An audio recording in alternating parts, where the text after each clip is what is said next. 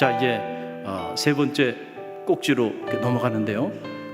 우리 존경하는 김경은 장로님께서 가급적 신학적 얘기는 하지 마시고, 그리고 실제적인 이야기를 해달라고 말씀하셨어요. 그래서 제가 거기에 순종해서 가급적이면 신학적인 얘기를 하지 않고, 그리고 실제적인 얘기를 하려고 지금 노력을 하고 있는데, 제 노력이 부족하지 않기를 간절히 바랍니다.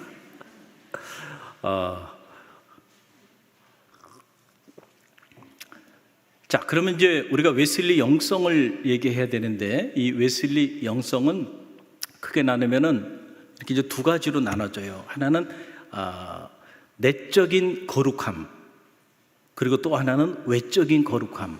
그러니까 제가 지금 물을 한 잔 마셨는데요, 내적인 거룩함이라는 건 바로 뭐냐면 이 컵에 물이 채워지는 거예요. 즉 이 컵 안에 거룩함이 채워지는 겁니다. 쉽게 말씀드리면 이게 내적인 성화, inner holiness라고 하는 거예요. 그러면 이 안에 그 내적인 거룩함이 채워지게 되면은 결국 어떤 일이 벌어질까요? 이 안에 있는 것이 밖으로 나가게 되죠. 채워져서 넘쳐 흐르게 되면, 그러면은 이 거룩함이 이 주변에 어떻게 해요? 전달되게 되는 거잖아요. 그것을 바로 뭐냐면 외적 성화, outer holiness라고 하는 그런 거예요.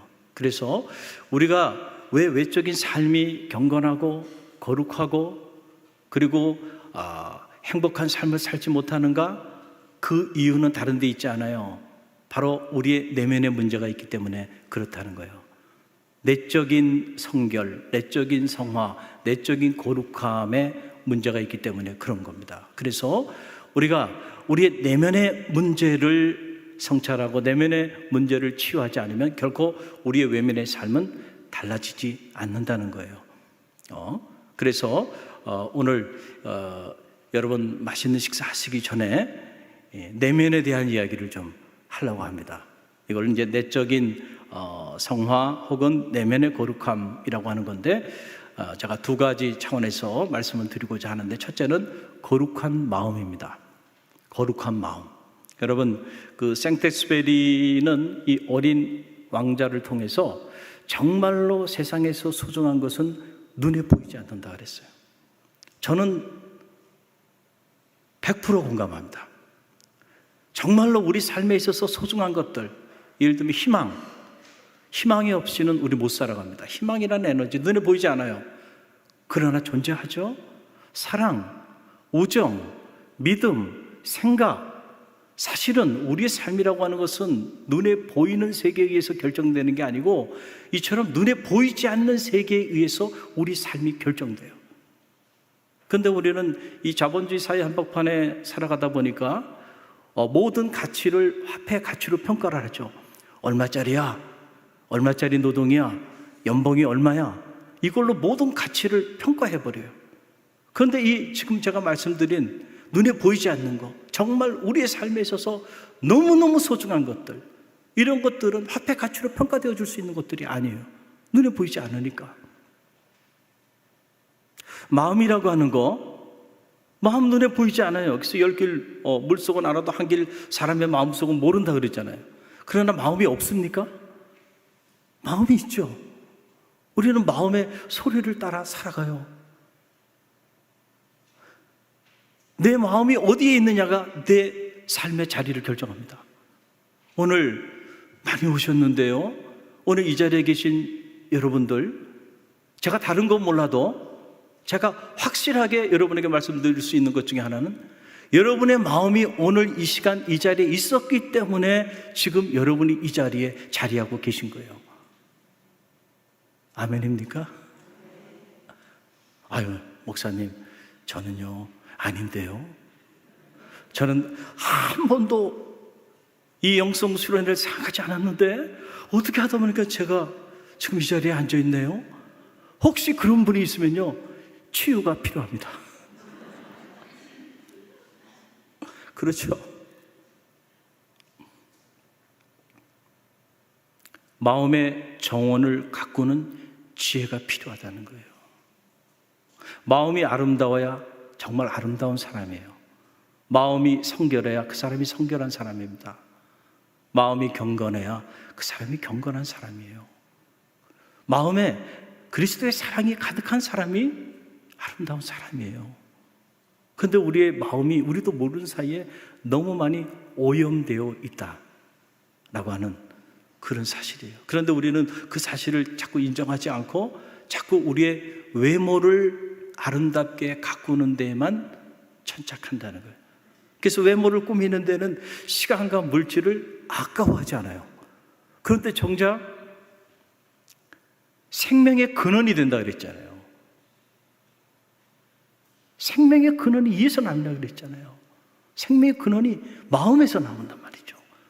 그런데도 불구하고 마음을 가꾸는 일에는 우리가 많은 시간과 물질과 에너지를 사용하지 않는다. 정말로 우리가 성형수술해야 하는 것은 우리의 외모가 아니고 우리의 마음입니다. 우리의 외모는 다 아름다워요. 그걸 우리가 개성이라 그러잖아요. 다 똑같이 생기면 아름답겠습니까? 모든 꽃이 똑같으면 아름답겠어요? 다 다르기 때문에 아름다운 거예요. 할렐루야. 정말로 아름다워져야 되는 것은 우리의 내면, 우리의 마음이에요. 이 마음이 거룩해지지 않으면 외적인 성화는 이루어지지 않는다라고 하네요. 그래서 사실 영성관리라고 하는 게 뭘까? 그것은 곧 마음 관리입니다. 저는 그런 생각을 해요. 사람이 나이가 들수록 딱 두 종류의 사람으로 이렇게 나눠진다고 생각이 들어요. 그럼 뭐냐면 많이 배운 사람, 많이 가진 사람, 뭐 사회적 지위가 있는 사람 이런 거 아니고요. 자기를 관리하는 사람과 관리하지 않고 사는 사람, 딱 두 종류로 나이가 들수록 보면 관리하며 사는 사람과 관리하지 않고 사는 사람, 건강도 그렇고요, 또 생활도 그렇고요, 삶도 그렇고요. 그래서 신앙생활 하면서도 우리가 관리해야 하는 것들이 많이 있습니다. 그 중에 하나, 마음을 잘 관리해야 돼. 그래서 영성훈련이라고 해서 다른 것이 아니에요. 우리의 마음을 잘 관리해서 아름다운 마음의 정원을 가꾸는 일입니다. 그래서 존 웨슬리의 감리교 운동은 처음부터 이 마음의 중요성을 강조하면서부터 시작된 영적인 운동이에요. 그래서 웨슬리가 1733년 새해 옥스퍼드에 있는 성 메리아 교회에서 그가 신학적으로 잘 정돈된 한 편의 설교를 하게 되는데 그 한 자락을 제가 여러분에게 인용해서 책자에도 실어드렸고 지금 화면에도 나올 텐데요. 우리 함께 읽어봅니다. 우리에게 성령의 참된 할례를 허락하셔서 우리의 마음과 모든 지체들이 세상과 육체의 정욕에 대해 죽고 모든 일에 있어서 주님의 뜻에 순종하게 하소서 그랬어요. 참된 할례를 하셔서 우리의 마음이 육체의 정욕을 따라 살아가지 않도록 그렇게 우리를 이끌어 달라는 거예요. 그래서 웨슬리가 후에 1765년 1월 15일에 그때 이 마음의 할례에 관한 본인이 했던 설교를 회상하면서 이런 설교를 하게 되는데요. 그 내용이 이렇습니다. 함께 읽어봅니다. 나는 그때 마음의 할례에 대해 설교하였습니다. 내용은 모든 죄로부터의 구원과 분열되지 않는 마음으로 하나님을 사랑하는 것에 대해 내가 지금 가르치고 있는 모든 내용들이 담겨 있습니다. 그랬어요. 나는 그때 마음의 할례에 대해서 여러분에게 설교했습니다. 그 내용은 다른 것이 아닙니다. 모든 죄로부터의 구원과 분열되지 않는 마음으로 하나님을 사랑하는 것에 대해 내가 지금 가르치고 있는 것이고 그것이 내가 지금 가르치고 있는 모든 것의 내용입니다. 그러니까 여러분, 마음의 할례, 이것은 감리교 운동의 요체가 되고 감리교 운동의 시작이자 마지막 정점이 되는 거예요. 그래서 존 웨슬리는 육체의 할례자가 진정한 할례자가 아니고 마음의 할례자가 진정한 할례자다라고 말하면서 그리스도인의 완전에 대한 평이한 해설이라고 하는 논문을 통해서 이런 말을 해요. 우리 감리교인들이 평생 추구하는 삶은 그리스도의 완전에 이르는 삶이 그러거든요. 어떻게 우리가 그리스도의 완전에 이룰 수 있을까? 웨슬리에 의하면 아마도 우리가 하나님께 부름받는 그 순간, 죽기 직전 어떤 이들은 그리스도의 완전에 이르는 이도 있을 수 있을 것이다. 그러니까 그리스도의 완전에 이르는 그 일이 결코 쉽지 않는 과정이에요. 순례의 과정이에요. 청교도인들은 이거를 필그림 프레스로 본 거죠. 웨이파로, 와파로, 영적 전사, 영적 순례자의 나그네 여정길로 본 거잖아요. 본향을 향하여, 본향을 향하여, 본향을 향하여, 본향을 향하여 이 세상 나그네 길. 그렇죠? 하룻밤 머물다 가는 거예요.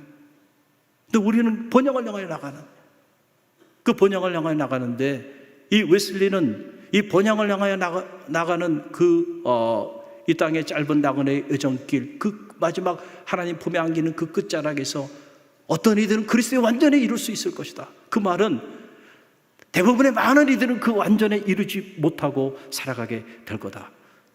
그래서 그런 영성을 갖도록 부단히 노력해야 한다라고 하는 그런 이야기를 한 거죠. 그래서 그가 이 마음의 할례를 통해서 그리스도의 완전에 이룰 수 있다. 그리스도의 완전에 이르는 그 내용이 뭐냐? 결국 마음의 할례로부터 시작된다는 거예요. 그래서 마음의 할례는 영혼의 습관적인 기질로서 신학서적에서는 이것을 거룩함이라고 표현합니다. 이는 직접 죄로부터 깨끗하여짐, 육체와 영의 모든 더러움으로부터 깨끗하여짐, 그 결과 예수 그리스도 안에 있는 모든 덕들로 덧입은 상태, 바로 그 상태가 마음의 할례입니다 라고 하는 거고, 이 마음의 할례가 감리교 운동의 내용이 되고 있다라고 하는 그런 얘기입니다. 그래서 웨슬리가 평생을 통해서 추구했던 성화, 여러분 이 성화라는 용어를 들어보셨잖아요. 성화, 영어는 sanctification이라고 하는 말로 표현하는데, 내적 성화, 외적 성화. 이 성화라는 단어를 제가 좀 신학적인 단어라 사용하지 않고 내적 거룩함, 외적 거룩함 이렇게 지금 표현을 하는 건데요. 같은 얘기예요. 감리교 운동이 추구하는 이 성화, 결국 그 성화의 출발점은 마음의 할례부터 시작된다라고 하는 거예요. 우리가 말하는 겸손한 삶, 믿음의 삶조차도 마음의 할례와 깊은 관계가 있다는 거죠. 그래서 웨슬리는 이렇게 말을 합니다. 우리 함께 읽어봅니다. 그리스도로부터 마음의 겸비함을 배운 사람들은 그리스도가 보여준 발자취를 따라갑니다. 이로써 이들은 자신들의 병을 깨달아 교만과 헛됨에서 벗어나 마음의 할례로 주어진 새로운 생각을 품게 됩니다.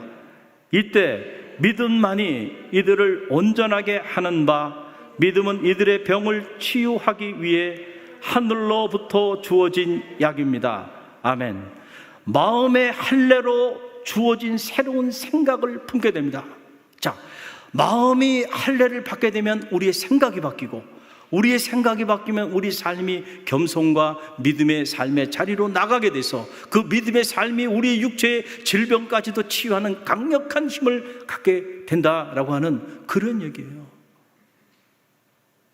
웨슬리가 Wandering Thought, 방황하는 생각들이라고 하는 유명한 설교를 하게 되는데, 그 설교의 내용은 다른 게 아니에요. 모든 생각들을 사로잡아 예수 그리스도에게 복종케 하라라고 하는 거예요. 자, 이게 뭐냐면은 생각도 눈에 보이지 않아요. 그런데 이 생각은 마음의 할례로부터 온다 그랬잖아요. 지금 우리의 삶이 방황한다고 하는 것은 다른 게 아니에요. 가만히 보면 생각이 지금 방황하고 있는 거예요. 생각이 방해해서 내 삶이 방황하는 겁니다. 그래서 거룩한 생각을 품는 일은 너무너무 중요한데, 이런 거룩한 생각을 품기 위해서는 어떻게 마음이 할례를 받아야 한다. 로마서에 보게 되면 육신을 쫓는 자는 육신의 일을, 영을 쫓는 자는 영의 일을 생각하나니 육신의 생각은 사망이요 영의 생각은 생명과 평안이라. 그러니까 성경은 정확히 두 가지 생각만 있다는 거예요. 하나는 육신적인 생각, 또 하나는 영적인 생각. 근데 육신적인 생각을 오래 품고 있으면 결국 그 끝은 사망에 이른다. 영적인 생각을 품으면 그러나 생명과 평안에 이른다는 거예요. 선택은 여러분에게 있다. 여러분이 어떤 생각을 품고 살아갈 것인가? 어떤 생각을 품고 섬길 것인가? 저는 말하기는 영적인 생각을 품고 나아가는 우리 정동교회 모든 여성교 회원들이 되기를 간절히 바랍니다. 그러기 위해서는 마음의 할례를 받아야 돼요. 마음의 할례를 받으면 생각이 바뀐다. 생각이 바뀌면 겸손해지고, 생각이 바뀌면 우리가 예수 그리스도 안에서 강력한 믿음을 갖게 되고, 그 믿음이 역사하는 능력을 가져오게 된다. 여러분, 그래서 감리교인들은 한마디로 말씀드리면 어떤 사람들인가? 감리교인들은 자신의 외모를 꾸미기 위하여 몸부림치는 사람들이 아니고 자신의 마음의 정원을 가꾸는데 자기의 시간과 물질과 에너지를 사용할 줄 아는 사람들, 그 사람들이 바로 감리교인인 거예요. 마음의 할례를 성령의 은혜 가운데 받기 위하여 그렇게 몸부림치며 살아가는 사람들, 그 사람들이 바로 감리교인이라는 거예요. 여러분, 불교에 보게 되면 아함경이라고 있죠. 아함경에 보게 되면 사람이 살아가면서 8가지 도에 이르는 길이 있다는 거예요. 그게 팔정도라고 하는 게 그거예요. 그런데 기독교에 보게 되면 이 팔정도를 능가하는 8가지 길을 얘기해 주고 있어요. 그걸 이제 우리가 흔히들 팔복이라고 이렇게 말을 하잖아요. 마태복음 5장에 나오는 산상수훈의 천문을 열면서 나오는 그 메시지, 팔복이라고 그러는데, 사실은 번역 중에 가장 잘못된 번역 중에 한 꼭지가 이 부분입니다. 그래서 저는 너무너무 안타까워서 제가 아예 책을 써가지고 한국 교회에 제가 소개한 바가 있어요. 왜냐하면은 마음이 가난한 자는 복이 있나니 이렇게 시작이 되잖아요. 근데 사실 이 복이라는 말은 마카리우스라고 하는 말이에요, 헬라어로. 근데 이 마카리우스라는 이 말은 히브리어 아시레이를 헬라어로 번역한 거예요. 근데 이 아시레이라고 하는 말의 본래 뜻은 행복입니다. 행복. 만약에 복으로 번역을 하려면 헬라어에 율로게토스라고 하는 말이 있어요. 근데 성경에 율로게토스라는 말이 거의 쓰이지 않았어요. 대부분이 다 마카리우스, 아시레이입니다. 그러니까 행복이라는 거예요. 근데 왜 행복으로 번역하지 않고 복으로 번역을 했을까? 저도 궁금했습니다. 그래서 제가 연구를 해보니까 이유를 알았어요. 그 이유는 다른 게 아니고 한국 사람들이 복을 너무 좋아하는구나. 복을 너무 좋아해서 선교초에 이거를 번역을 해야 되는데 그 당시에는 행복이라는 단어 자체가 이렇게 와닿지 않는 단어예요. 그러나 복은 이미 기존의 기복적인 신앙을 가지고 있었기 때문에 그래서 이것을 복으로 번역을 한 겁니다. 이걸 신학적으로 토착화적 번역이다 이렇게 얘기할 수 있어요. 복을 얼마나 좋아하냐면 여러분 보세요. 수조에도 복이 있고요, 이불에도 복이 있고요, 가구에도 복이 있고요. 아니 심지어 사람 이름에도 복이 있어요. 제 이름의 복자가 복복자입니다. 그러니까 복을 이렇게 좋아하니 어떻게 이걸 행복으로 번역을 해? 그게 복으로 번역을 한 거예요. 그 덕분에 교회에 나오면 복 받는다. 그래가지고 선교에 큰 도움을 얻은 겁니다. 그런데 문제는 부작용도 일어나기 시작하는 거예요. 정말로 예수님이 우리에게 말씀해 주고자 했던 것은 행복에 이르는 8가지 길이었는데 이걸 복으로만 번역을 하다 보니까 너무 기복적인 축복 논리에 천착해버려서 물질적인 풍요를 누리지 않으면 마치 하나님의 축복을 잃어버린 사람처럼, 사실은 복음 안에서는요, 가난해도 행복해야 되고요, 할렐루야, 병들어도 행복할 수 있어요. 오늘 우리가 이 땅의 삶을 마감하는 순간이 오더라도 여전히 하나님은 나와 함께 하시기 때문에 본질이 바뀌지 않거든요. 여전히 나는 행복해야 돼요. 그런데 이 하나의 번역이 잘못되는 바람에 말이죠, 우리가 너무 물적인 차원에서 주님은 본질을 말했는데 이 본질적인 내용을 잃어버리고 비본질적인 것들로 예수님께서 말씀해 주신 8가지 행복에 이르는 길을 소개해 버리는 바람에 복음을 가지고 있으면서도 불행하게 살아가는 이런 그리스도인들이 이 땅에 너무 많이 돼. 빨리 이 번역을 새롭게 해야 한다. 그래서 제가 너무너무 안타까워서 이걸 예수의 행복론, 행복에 이르는 길이라고 하는 책을 통해서 소개했고, CGN TV에서 초대받아서 또 이 부분을 제가 강연을 한 적이 있습니다. 여러분 관심 있는 분들은 책을 찾아보시면 도움이 되겠고요.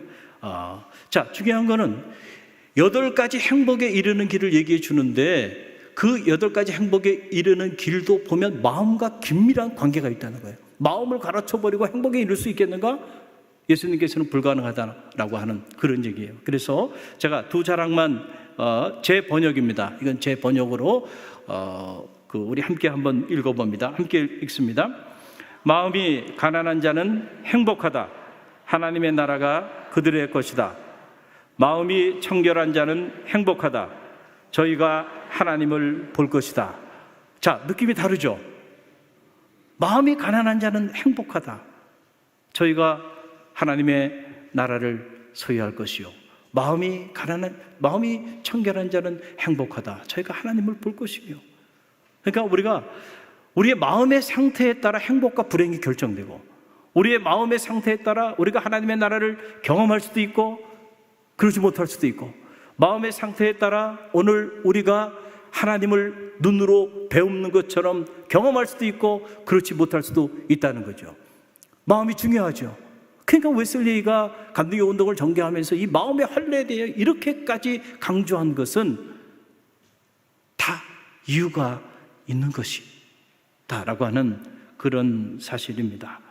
오늘 여러분은 믿음의 길을 걸어가면서 과연 여러분의 내면, 아무도 보지 않는, 어떻게 보면 시크릿 가든이죠.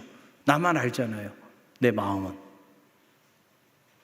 남에게 보이지 않는다고 해서 가꾸지 않는다고 한다면, 그 가꾸지 않은 정원이 아니라 정글이 돼버리고 말면 여러분의 삶도 그렇게 무너져 내릴 수 있다.